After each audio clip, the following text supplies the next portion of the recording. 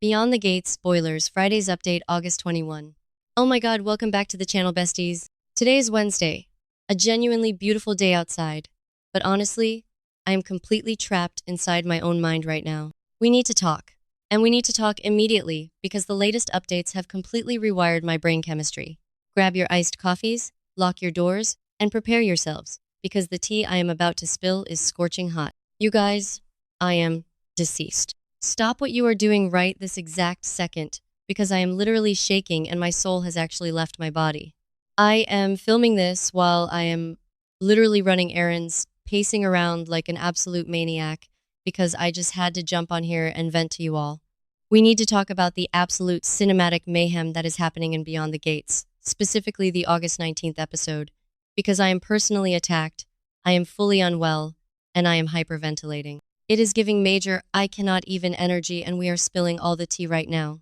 The stakes are astronomical, the vibes are in the absolute gutter, and I am spiraling into a completely unfiltered existential crisis over these fictional people who feel like my real-life, highly problematic neighbors. Wait, backtrack for a second. I missed a step because I am genuinely vibrating with anxiety. Let us talk about Dani and Andre Richardson. Besties, be for real right now. Their marriage is currently sitting in the most bizarre, uncomfortable, straight-up weird territory I have ever witnessed on television. They are officially on my do not perceive list because I'm so done with their hypocrisy. But also, I cannot look away.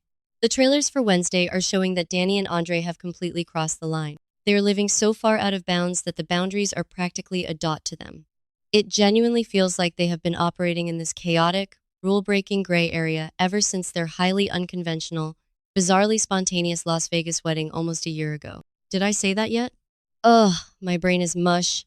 Moving on, but seriously, the Vegas wedding was the first red flag, and now we have an entire parade of red flags marching through Fairmont Crest. Okay, let us dissect this absolute mess.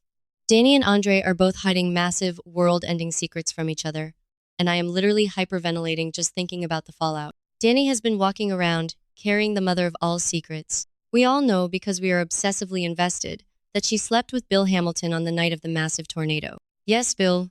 Her toxic ex-husband who literally left her for her daughter's best friend, Haley. I was mid-skincare when that elevator scene happened, and I smeared charcoal mask all over the rug because I literally had to yeet my phone across the room. The sheer audacity of Dani to fall back into bed with Bill while she is married to Andre is genuinely unhinged.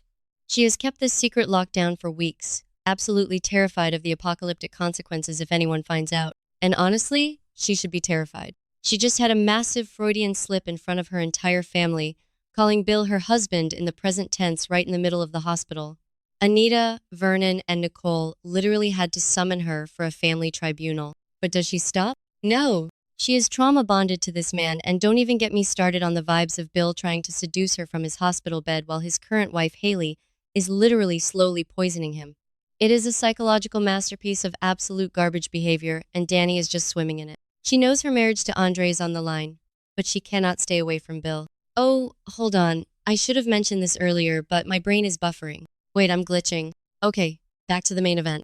Andre, do not even get me started on Mr. Stoic, Mr. Supportive, Mr. I am always here for you, Dani. Andre is not the innocent victim in this marriage. He has his own massive, dark, twisted secret that he is keeping from his wife. We all know Andre had a wild playboy past. He was the guy about town, living his best, most reckless life. But nobody, and I mean nobody, knows the full extent of what he was actually up to back in the day. Until now. Besties, Andre has a past with Heather Armstrong. Yes, Heather, Joey's sister, the woman who is currently acting super sketchy and getting way too close to Vanessa McBride. The woman who might literally be known as the skewer. I am clutching my chest because I cannot handle this. Andre and Heather have a history, and it is not just some casual romantic fling, although romance was definitely part of the twisted web they wove. There is something darker, something deeper, and something that Andre is absolutely terrified of getting out. He has been getting these cryptic text messages, panicking behind closed doors, and he even had to go running to his uncle Ted Richardson for advice. And then, the absolute kicker, Andre goes and has a highly secretive, totally off-the-books meeting with Heather. He looks this woman in the eye, deals with whatever chaotic baggage they share, and then what does he do? He goes straight back to Dani, reconnects with his wife, and says absolutely nothing about the meeting. Nothing. Zero. Zilch. He acts like everything is totally normal. Besties, they are both lying to each other's faces while pretending to be this united front. It is a total dumpster fire, and I am manifesting a nuclear explosion by the next update. When Dani finds out about Heather, and when Andre finds out about Bill in the elevator, send help. My soul is going to leave my body again. They are pushing the limits of what a marriage can survive, and the teaser says they are stepping even further out of bounds. I am calling it right now. The villain arcs are about to go completely nuclear, and divorce court is going to need extra security. Wait, I just heard a weird noise outside my window. It sounded like a literal siren, which is so fitting because this show is a raging emergency. Anyway, let us pivot for a second because I need to talk about Nicole Dupree. If Dani is the messy sister, Nicole is currently trying to play the absolute savior, and I am totally living for it. Nicole is exclusively dating Dr. Keel Rollins now, which is a huge step up after she finally ended things with Dr. Carlton Fitzgerald, and Nicole is clearly trying to secure her spot as the best potential stepmom in the DMV area. So, Keel's son, Noah Rollins, is currently dating Deanna McBride, and he has been dealing with all this pressure, especially with Vanessa McBride judging his every move. But Noah has this huge open mic night coming up at Uptown. He is probably terrified, shaking in his boots, and who swoops in to save the day? Nicole! She does not even use her brilliant psychological skills for this. She just straight up devises a genius, practical plan to help Noah survive the night and get through his performance without completely crashing and burning. I am genuinely obsessed with this dynamic. Nicole stepping in to help Noah is such a boss move. Not only is she being a genuinely supportive figure for this kid, but you just know this is going to score her massive, astronomical points with Keel. Keel is already so committed to her, and seeing her take care of his son like this, oh, he is going to fall so much harder. It is honestly so refreshing to see one person in this town actually doing something wholesome, even if I am secretly waiting for the other shoe to drop because nobody in Fairmont Crest gets to be happy for long.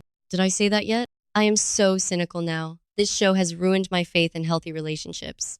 But speaking of relationships that are getting totally derailed, we have to talk about Vernon and Anita Dupree, the matriarch and patriarch of the family, the pillars of the community, the people who are constantly exhausted by their children's drama.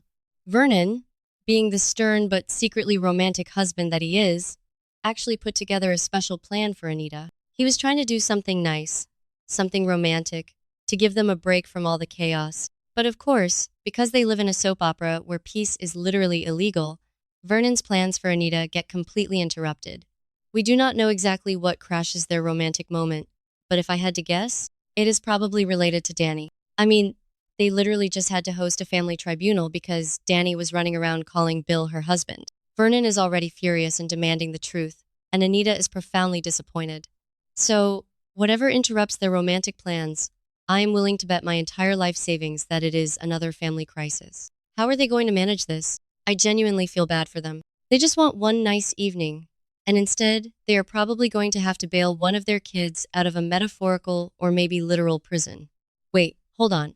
I am getting distracted by the lighting in my car. It is making me look like a ghost, which is fitting because I am deceased. Let us move on to the law office drama because I cannot ignore my girl Naomi Hawthorne. Naomi is currently fighting for her absolute life at the law firm. With Bill Hamilton in the hospital thanks to Haley's slow-acting poison, which is honestly the most unhinged plotline ever, Naomi is trying to keep the entire company from sinking. And who is making her life a living hell? Tomas Navarro. Tomas is that one junior partner who thinks he is God's gift to the legal world, holding massive grudges and trying to aggressively take over the firm while Bill is incapacitated. He is so focused on fighting Naomi that he doesn't even realize Haley is the actual threat. Naomi is stressed, she is exhausted, and she is playing defense 24/7. But besties, there is a glimmer of hope. Jacob sees how hard Naomi is working, and he decides to step up. Jacob actually reaches out to Ashley and Grayson to help him pull off a massive surprise for Naomi. I am literally crying in the club right now because that is so sweet. Naomi deserves a break. She deserves to be celebrated. And Jacob enlisting Ashley and Grayson to create this surprise is exactly the kind of wholesome content my frayed nerves need right now. I don't know what the surprise is, maybe a party, maybe a hostile takeover of Tomas's office. A girl can dream, but I am so ready to see Naomi smile for once, instead of aggressively highlighting legal documents while glaring at Tomas. Okay, I need to take a deep breath because I am physically vibrating. The sheer volume of secrets, lies, and interrupted plans happening in the DMV right now is too much for one person to process. Dani and Andre are playing a dangerous game of marital chicken, hiding Bill and Heather in their respective closets. Nicole is out here playing super stepmom to Noah. Vernon and Anita can't even get 5 minutes of peace. And Naomi is getting a much-deserved surprise amidst corporate warfare. I am calling it right now. The fallout from Dani and Andre's secrets is going to shatter the entire town. When the truth comes out, and it always comes out, I am going to need a week off work to recover. Manifesting a total dumpster fire, manifesting maximum drama, and manifesting that someone finally tells Bill that his wife is poisoning him. Okay, my brain is officially completely fried. I need to go drink a gallon of water and lie down on the floor. Stay safe out there, besties. Trust no one. And keep your secrets locked down tighter than Dani and Andre.